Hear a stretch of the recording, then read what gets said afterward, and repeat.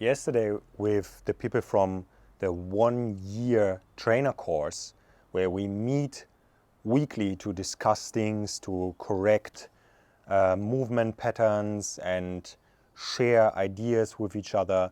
We talked about the difficulty that some people have when they want to start doing more movement in their life. So you as a trainer encounter someone that says, oh, I feel I need to do more, and you tell them something like, start doing something every day for 20 minutes. Then the person replies, wow, 20 minutes? I don't have 20 minutes. And that can be true, you know, like maybe you talk to the President of the United States and it's a moment of crisis, or a single parent of 2 small children, which is, I guess, about the same area of having 0 or having very little time, like the President of the United States. So it can be really difficult for such people to feel like, wow, where do I have 20 minutes in my day? I'm rushing from one thing to the other. So there are 2 things here. Like, one thing is to bring the bar very low.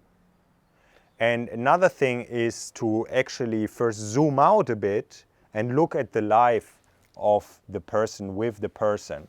So let's talk about for a moment first about bringing the bar very low. So 20 minutes sounds already like a very low bar, but as we know, for some people this is still too high. What would be a super low bar? It would be do 1 push-up.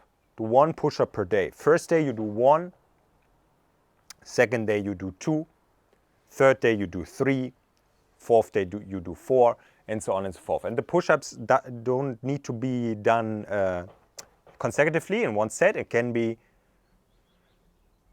separated over the day. So on the third day you can do 1 push-up in the morning and 1 midday and 1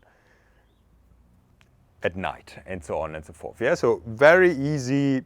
Just start with 1 push-up on the first day and build up to 30 push-ups every day.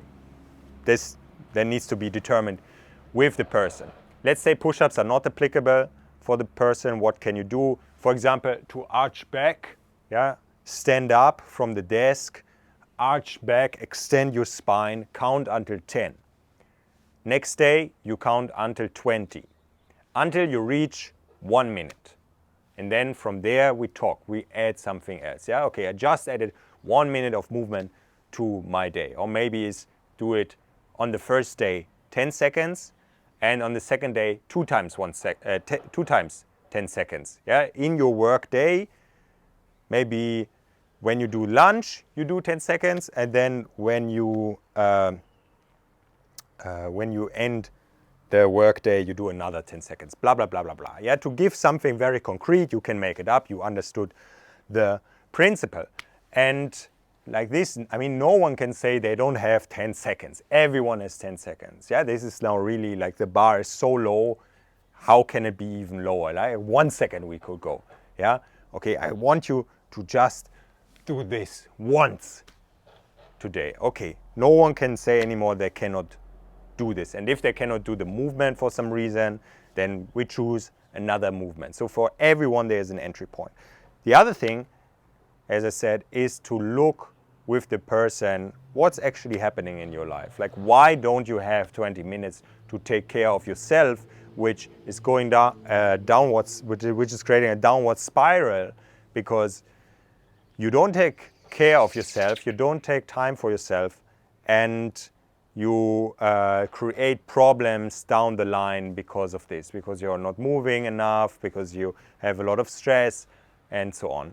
Yeah. So I'm zooming out and I'm looking at what's happening at the schedule and how is the person spending their day. So for this, you need to have some skills, obviously, in doing that. You have to have, first of all, experience with yourself, how to properly schedule the day and how to be effective about the day that you have time for yourself. And actually, quite a few trainers are pretty bad in this because they are so much into coaching, yeah, like a personal trainer that is coaching the whole day and then is so exhausted that the trainer cannot do his own training anymore. This happens and is a bit of a weird situation, because obviously you should live by example, and that doesn't mean that you need to train every day for hours, but that you need to be able to have the things that you actually believe in and that you do with other people in your life as well. That should go without saying, but actually the truth is that now one of my neighbors is using the circular saw, like always when I film a video. But no problem, neighbor, use it, use the circular saw. I also use it, and I also never ask any one of you guys around me. So, all right, yeah. So this should go without saying, but unfortunately it's not their reality. There are enough trainers that don't take the time for their own training or for their own health and so on, and therefore deteriorate throughout the years. So you first have to practice this by yourself, and then talking with people helps a lot. Like regularly talking with people, how do they schedule the day, reading books about it, and this is some work that you as a trainer should definitely do. You need to have knowledge as this, because you know it's like pulling here. Like when I pull here, everything is pulled. So this is when you tell someone you should integrate 20 minutes of movement in your day. You pull on everything, yeah? It doesn't just mean, okay, yeah, I do 20 minutes and this, yeah, now suddenly I have 24 hours and 20 minutes in a day. No, it's still 24 hours. So the person did something else before in this 20 minutes, yeah?